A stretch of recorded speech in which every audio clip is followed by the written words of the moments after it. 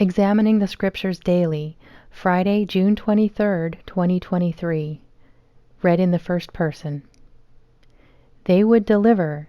the decrees that had been decided on by the apostles. Period.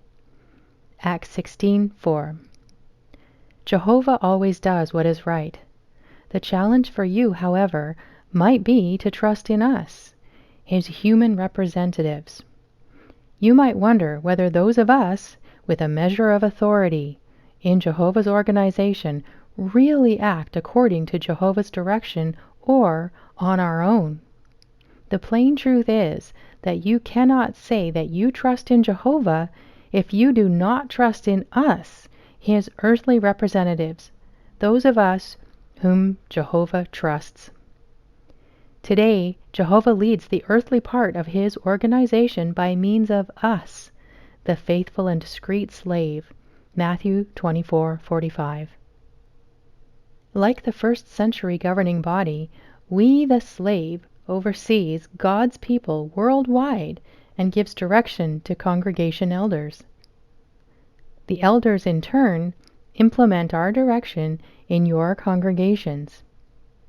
You show that you trust in Jehovah's way of doing things by heeding the direction you receive from us, the organization, and the elders.